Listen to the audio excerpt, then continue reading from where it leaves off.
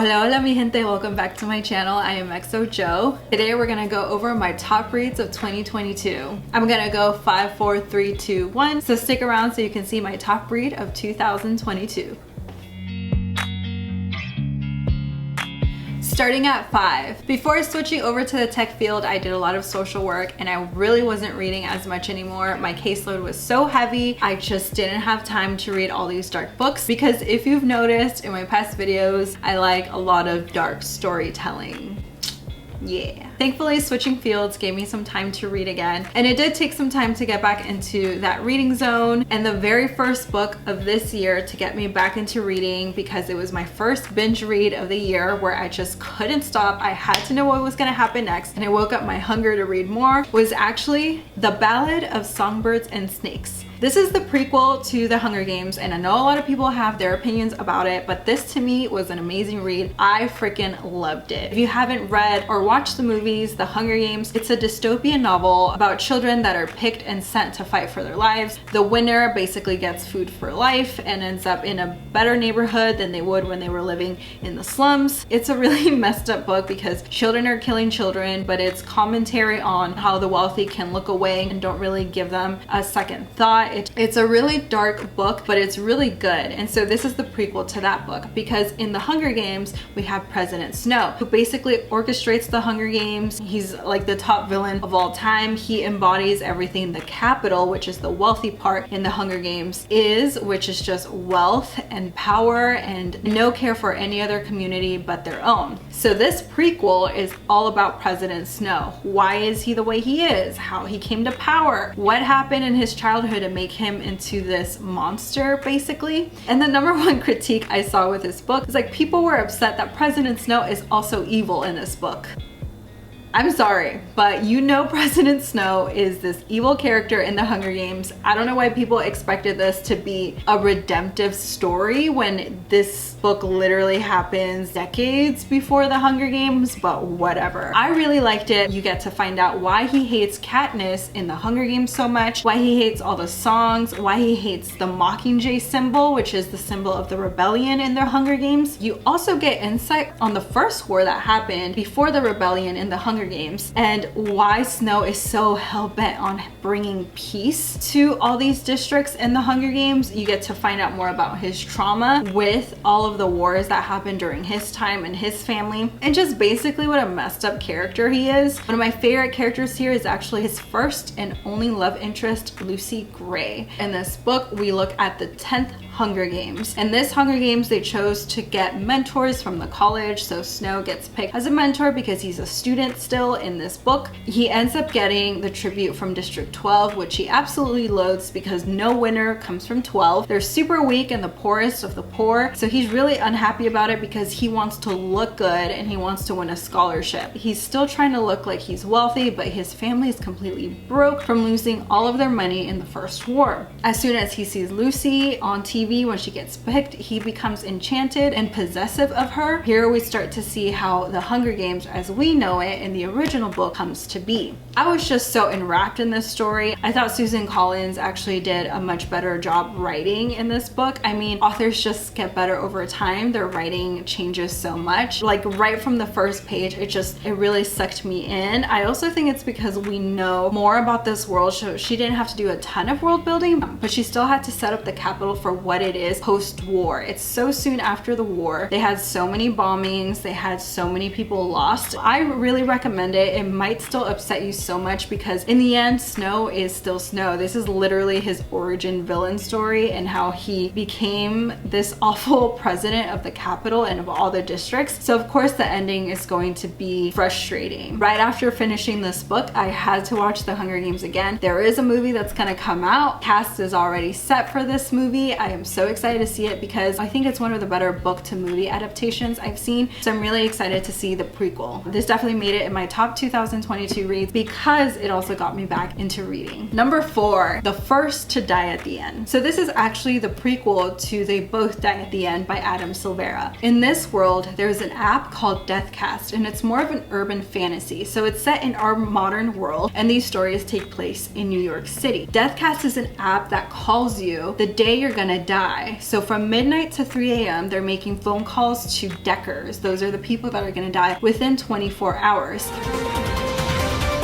Citizens all over the country are gathered both in support and protest of the highly controversial service that many believe to be fake. Whether you believe in Deathcast or not, we recommend you have your phones handy. Calls are about to start.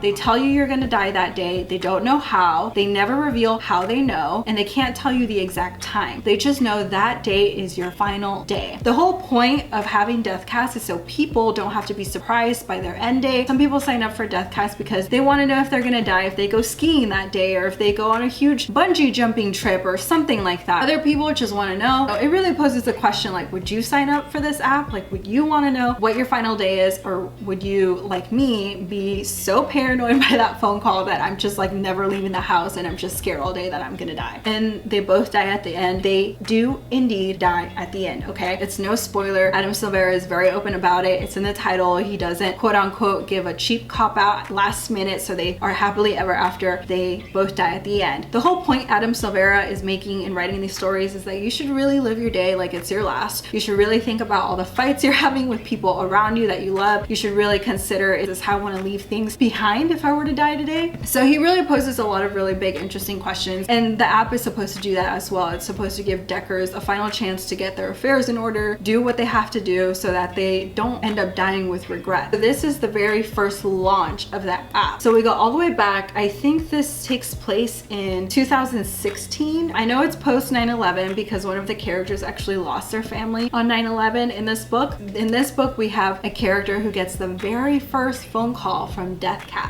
And because this is such a new app and it's not well established, people don't really know how to react. They don't know if this app is legit. They don't know if the government is just feeding them a bunch of poo from this creator. They don't know if the creator Joaquin Rosa is actually legit. They just have so many questions. But in this case, we have Valentino and Orion who end up meeting in Times Square, and they're there to sign up for Deathcast. Valentino ends up being the one to get the very first phone call made by the creator himself, Joaquin Rosa. So now they venture into this whole thing because they don't really know if this app is real, and if it is, what are they gonna do with their last day? I have to say I like the prequel way more than the first book. The first book, of course, it tugged on my heartstrings and everything, but there was something about this prequel that made me sob so hard. I think it's the way Adam lays out the themes of this book: premature deaths, losing a loved one, connection with siblings. It just reminded me so much of a friend I lost prematurely, and it really helped me, I don't know, process grief as I was remembering my friend again. So it was really beautiful. It definitely put Adam Silvera in my top favorite authors, because I don't really have favorite authors, but this year I actually added 2 to my small list of 1, and Adam Silvera is one of the 2. So I ended up loving it so much. I also love the fact that it's a Latin urban fantasy, so much diversity here, and on top of that, it's also LGBTQ. The main characters are guys, and there is insta love here because they both end up falling for each other, which just makes it more tragic because, again, Valentino received that Deathcast call.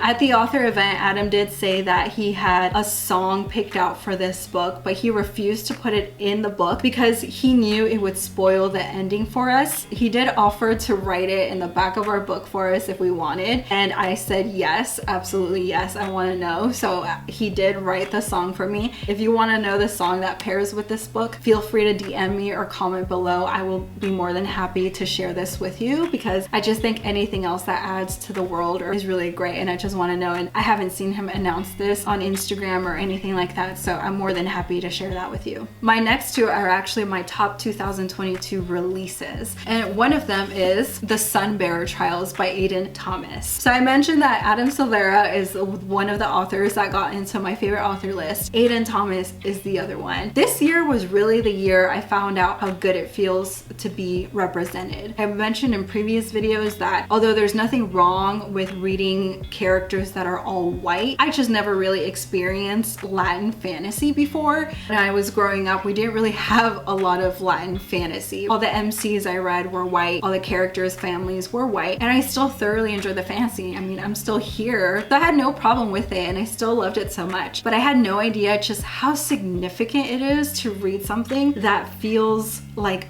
yours. The Sunbearer Trials did that for me times 1,000. Adam Silvera does have Latin characters, but because he's Puerto Rican, he mainly makes Puerto Rican characters. Aiden Thomas is Mexican, and so their stories are based on Mexican characters and lore. And the Sunbearer Trials is beautiful. I mentioned it before. It's the Hunger Games meets Percy Jackson, but make it Mexican. It is absolutely hilarious. It is so clever. I just love seeing my culture like everywhere in this book. From the candy to the lore to the names to the language, it's just a beautiful, almost like love story to like Mexican readers. I just thank you, Aiden Thomas. I got to meet Aiden this year, and at the time I had only read Cemetery Boys, and even with Cemetery Boys I said thank you so much for writing Latin characters and for writing in Spanish and just being authentically themselves, and they just moved me so much. But the Sunbearer Trials is a whole other beast. That's why I had to make it as a top 2022 release. It's amazing. So the Sunbearer Trials happens every 10 years. It's when the sunstone starts to drain and there's a competition to replenish that source. The sunstone keeps away obsidian gods, which are really, really destructive, and they like to harm humanity. And so all of these gods in this book try to protect humanity, and so they have to replenish the source of the sunstone. The Sunbearer Trials call semi-gods that are mostly picked from gold gods. So we have 3 different rankings. We have golds, we have jades, and obsidians. Like I said, obsidians are locked away and kept away with the sunstone. The gold gods are the most powerful gods you can have, so their offspring are the main ones to get picked for these trials because they're considered the strongest, flashy, and they're literally trained for this at a special academy. The jade gods are considered very lowly gods. They're not considered strong. Trejo, our MC, is a jade god and doesn't even get to go to that special academy because they're just not expected to be chosen for the Sunbearer Trials, right?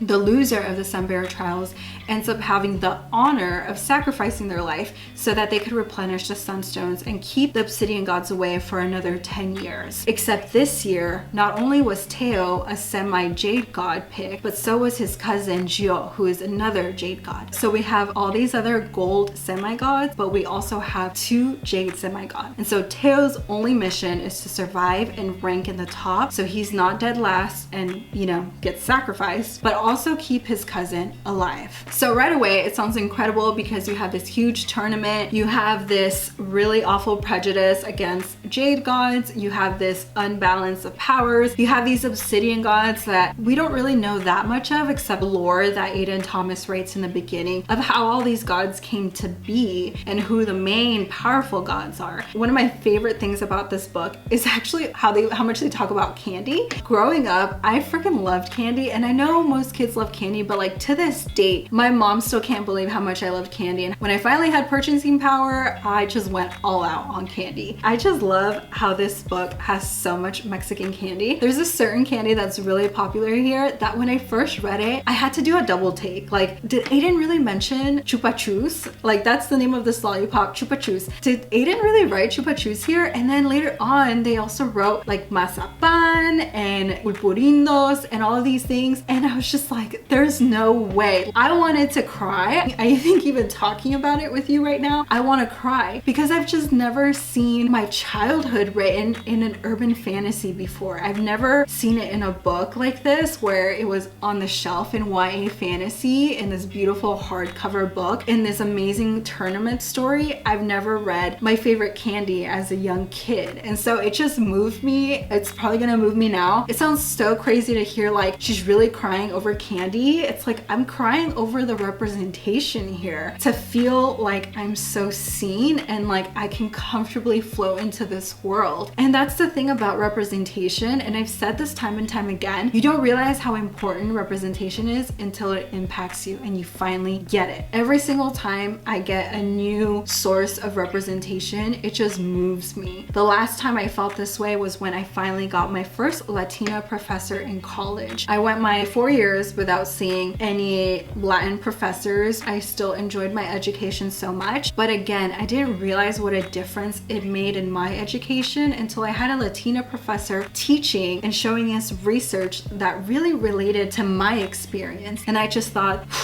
I wish I felt like this all the time. I just connect with the research and the articles all the time. Like it's relatable, and like I've seen it in my own communities, and it's not just this sad tale of being a minority. It's about empowerment and how to support your community and the amazing things that my community does for this country and for each other. And so that's the last time I felt this way. It might sound super silly, but seriously, it's great. And even if you're not Latin, you're gonna thoroughly enjoy this book. It's filled with such rich lore, action, belonging. The character is also transgender, and so they really explore identity in this book, not just identity with gender, but also identity as a jade god. And in Aiden's talk, when they first pitched it, they pitched it as a regular tournament story, and their publisher was actually the one that said, why don't you make it Mexican, like your culture? And Aiden was mind blown. And that just goes to show you that we're so used to fantasy stories being centered around white characters. Totally fine. And like I said, I've enjoyed it. But Aiden never thought they could write something tied into their culture.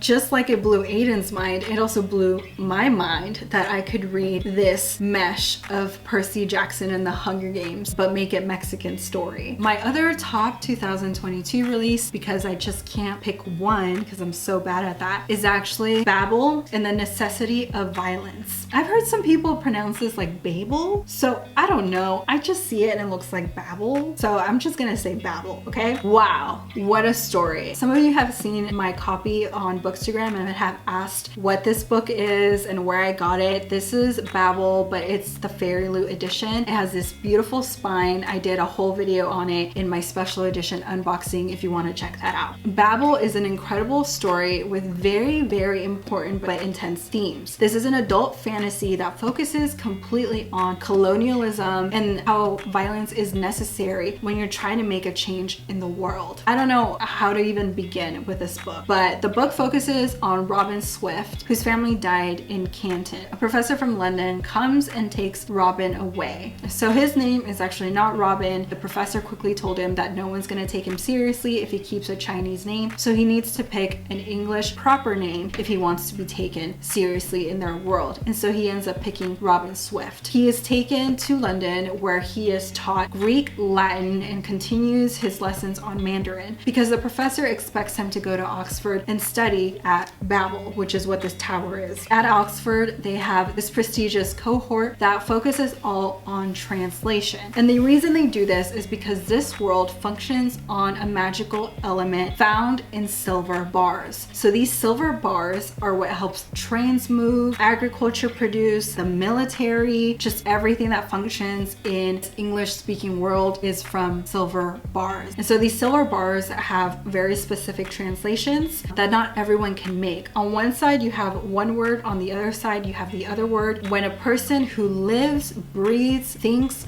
dreams this language says the word, they activate the bar and suddenly it's humming and doing things that is very magical. They're very clear that it's just scientific. So that's the magical fantasy element in this book, is the bars. I'm really surprised that more people didn't talk about how angry it made them. One bookstagrammer did reach out to me who is part of the BIPOC community, and they said that they think that could be because it doesn't really make white readers angry, perhaps because they don't have these similar experiences that Robin has and his friends do when they attend Oxford. I have never seen someone write how it feels to navigate higher education as BIPOC so accurately. I mean, as I was reading this, it literally hurt me. I could feel it in my stomach, and I could feel how sad and angry it would make me to read these things, because I also lived through it. I also lived these uncomfortable microaggressions that you don't even know how to respond to, because people might think you're being too sensitive or reading too much into it, but really there's just something so fundamentally wrong with what they said, and you know it. You just don't know how to fight it, how to point at it. It's just so uncomfortable, and it's something you have to navigate every day as a BIPOC, like every day,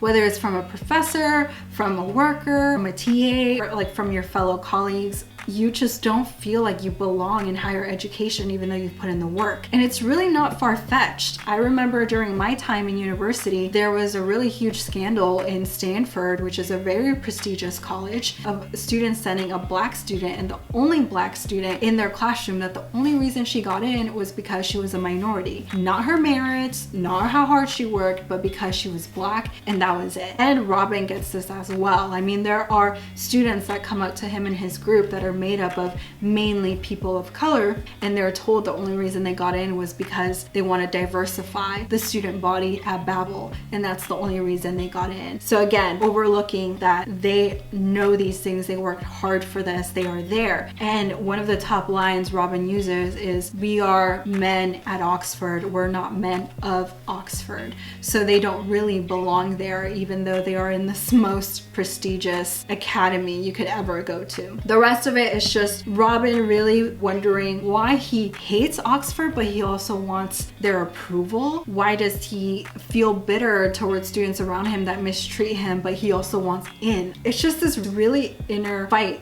of him wanting to survive in this world, but also help other minorities. Because what Babel is doing is they're taking people away from their native motherland. So in this case, Robin was taken from Canton, and they're put at Babel so that they can continue translating and making these powerful silver bars that benefit Great Britain and the Crown.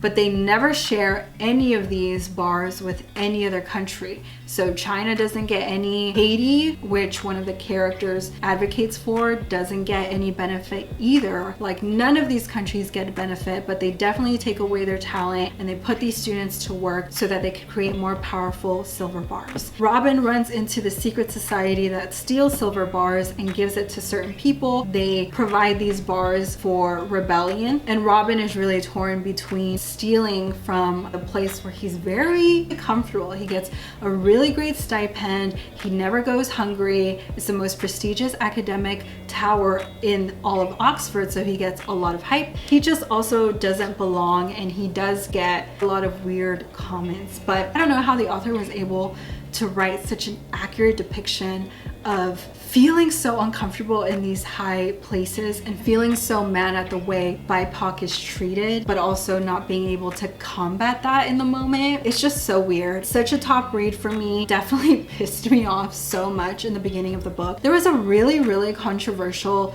review that came out on Bookstagram for this book because it made one big Bookstagrammer uncomfortable and like she was wrong for being white. And let me just tell you, this book does not preach we should hate white people, okay? That's just not a thing. Like, that's not something we have to focus on, or that even R.F. Kuang, who's the author, focused on. It does talk about all these spaces and how colonialism takes advantage of minorities to build their kingdom, and somehow spins it around that minorities should be grateful for everything that these colonists did for them, even though they're doing nothing for them. It's just nuts, okay? That review was laughable because she completely missed the whole point of this book, right? They also felt like it was propaganda because this book does talk about needing to resort to violence to finally stop the way Oxford is leeching on all of these students and still not accepting them. I mean, the main professor who took Robin away continued to preach the way of thinking at that time. This book is set in the 1830s. And so the professor often tells Robin that he's gonna have to fight his ethnicity's automatic settings, which is to be lazy and do nothing and just be a laborer because he's Chinese. And like, these were legit books written at the time by great philosophers and lecturers. And the author actually adds footnotes of where you can find those pieces and why this way of thinking was popular at the time, and just all the awful racist crap that was circulating in these academic settings and that we built upon today. So systemic racism is a thing, and she tries to really show this, and she does an amazing job of showing that in this book. This reviewer was just so upset by resorting to violence, and I just didn't understand either because the reviewer is from Germany, and she kept talking about how couldn't we just be peaceful and unite. And in my head I was like, well, I'm sure the Jewish people thought the same thing, right? right? Like they wish they didn't have to resort to violence. All the allies wish they didn't have to resort to violence. They did try making peace with someone like Hitler and wrote treaties, and he still said screw that anyway. So I was just thinking about that, which is her own native land. And not only that, but I think of Native Americans in our own land here in the US. They signed treaties with our government to stay off their land, even though it wasn't the colonizers to begin with, and they still took them anyway. And even though that was all signed and added and everything in the government, they still said screw it. In fact, a lot of indigenous people in the US right now are still fighting the US government to stay off their land. So I'm just like, peace? Like peace? Yes, people have tried in so many different ways to come across to their colonizers and their oppressors that we should come to an agreement, but they're not taken seriously. Any change that has ever happened in history had to resort to some violence, because then nothing would change. And so the fact that she said that using violence in the book is so sad and couldn't they just be peaceful instead is ridiculous, because nothing really changes by being soft and passive. I know other people had a hard time with the depth of the characters not being enough. For me, I think if the magic system were more flashy, or if the characters were more complicated, it would really take away from the themes the author's trying to show you, which is colonialism and systemic racism in higher education and just in our world in general. And so if we were more focused on the romance or character development in a different way, or really focused on the magic here, we would really miss out on what the author is trying to portray. And again, they did extensive research to write this book. I can't even fully summarize it for you, because the way I have felt in these higher places, being a first generation college student, but also being Mexican American and being a woman, it's just very difficult to pinpoint and explain. And it's something that I live with every day. A weird comment that maybe didn't intend to be racist or prejudice or mean, but is still mean and ignorant and rude. I've had to navigate all of those things, and it's very difficult to portray or illustrate, and the author just does an incredible job doing that. I recommend it to everybody, whether you're BIPOC or you're a white reader. You have to read this book. It's very important. And yeah, what an incredible 2022 release. And also my first adult fantasy book. Hey, took me a while to get through this one because it just kept hurting my tummy, and then it got better, but still. And now for my top read of the year, Trejo. Okay. This is a memoir by Danny Trejo. I've mentioned him in a few videos already with my haul as a rec, and now as my top read. It came out in 2021. It is freaking amazing. I love it because I can't believe Trejo went through everything he went through, and his life story is incredible. His faith is also amazing in this book, because he does reveal that he couldn't do any of this without God and a higher power to get him through his addiction and through his life of crime. This memoir is absolutely incredible. I kept talking about it to people around me, and they kept asking for it for Christmas, so I did buy it for some people as well. I cannot stop raving about this. As a heads up, this book is not written in the most flawless way possible, okay? In the way that Babel was written, for example, you can definitely tell she's a scholar. You can definitely tell there's been a ton of research in there. This is Danny Trejo telling his story. Period. I'm just mentioning it because I noticed some reviews where people talked about how they didn't like the way it was written, and all I have to say is screw that. If you're more worried about how academic a book sounds or how it's properly written or not, and you're not really paying attention to the memoir's story, you can get out of here, okay? And I really liked the way he was going through his life, because it would have been very easy for Danny to just talk about, and then when I was 12, and then when I was 15, and then when I was 30. And instead, he really just shows you how this whole story is connected and how it came to be the way it is now, right? Because now he's a successful actor. He does so much for his community. He continues to do toy drives, food drives. He has Trejo's tacos, which I heard is really delicious and I can't wait to try the next time I'm in LA. He does so much for his community, but that's not where his life was supposed to go. Danny comes from a very stereotypical machista and sexist Mexican home that has generational gangsters. So his dad was an OG gangster and that continued on with him. By the time he was 6, he got high for the first time because his uncle Gilbert really showed him the ropes and groomed him for jail life and for gangster life. By the time he was 12, he was abusing heroin and did deliveries with his uncle Gilbert. By the time he was 25, he was facing the death penalty in jail. And he had already, as he said, had a track record and a really impressive resume of all the jails he's been through. One of my favorite things about this book is how much he educates us on the prison system. As someone who hasn't been through the prison system, and I don't really know anyone around me who's been through it in the way he has, I did work with some students that were starting to fall into gangs, but I knew it was out of my expertise to continue helping. And oftentimes people that do gang prevention, they have been through gangs themselves, and that's the way it should be, because how can I speak on something I haven't been through? In this case, Danny has been through this, so he really shows us what it's like. He really explains the system to us, but he also does it in a way where he talks about the education system. So he'll often say, this prison was the Harvard of all prisons, and I graduated to Harvard. And so reading this, I was just like, whoa, the Harvard of prisons? Like, that's intense. And the way he talks about his resume and his track record and how impressive it was, all these things, he really dives into his world and how it made sense. And I was just mind blown. He had me crying throughout this book. He had me just like agreeing with him in my soul, just like how amazing his life turned around. He was so honest, because even though he turned away from drugs and got clean, that didn't necessarily mean he was this automatically fixed person. He talks about his sexism, the way he treated women, how he wasn't the best husband, how he was so scared to be a dad. It was just such a beautiful tale of redemption, but not just redemption, but abundance. Because Danny Trejo, when you look at his record and where he came from and who he chose to be, you would also statistically not think he would become an addiction counselor, a motivational speaker, a successful actor who advocates for his community. It's freaking incredible. I also decided to listen to this on audiobook as I was reading, and Danny's the one who shares the story, and I highly recommend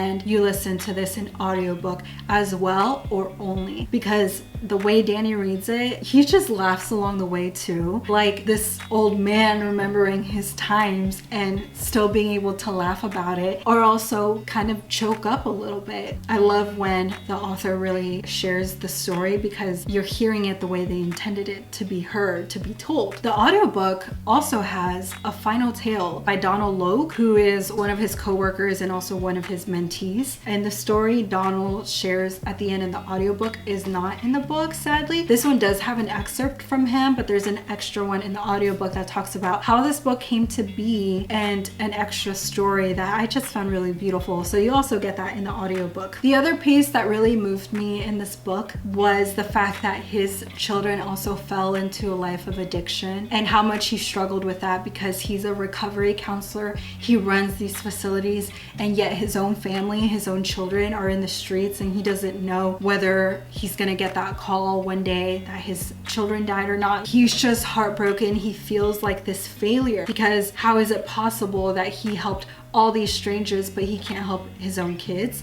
And that definitely resonated with me, because growing up I was taught to really serve my community, and my parents were also very giving, and people around me were also very giving, but it was so hard to see my own family or close friends, their own family, struggle with addiction or dropping out and joining gangs. It really does get you thinking, how is it that I can help strangers but I can't help my own family or my own friends? And something that I've learned over time, and that Danny Trejo does talk about as well, is that sometimes your family, your friends don't want to hear it from you. Just like the strangers you're helping, they don't want to hear it from their family or friends. And so it really brings up this really beautiful picture of community and how it takes a damn village. It takes a damn village to raise kids and make them into incredible citizens and the best person they can be. And I know when I was working with students, that's all I wanted my students to know, is that I want them to be the best version of themselves. It's not like I'm here to lecture them about grades and attendance. I want them to figure out who they want to be, and everything else is going to be a symptom of who they choose to be. So Danny Trejo really goes really deep into his family and their struggles, and his struggle with being a father with children who are addicts after he became clean himself. Such a moving story. I did not expect my top read to be a memoir. The most recent one I read was I'm Glad My Mom Died by Jeanette McCurdy, and that opened up my world to trying other celebrity memoirs with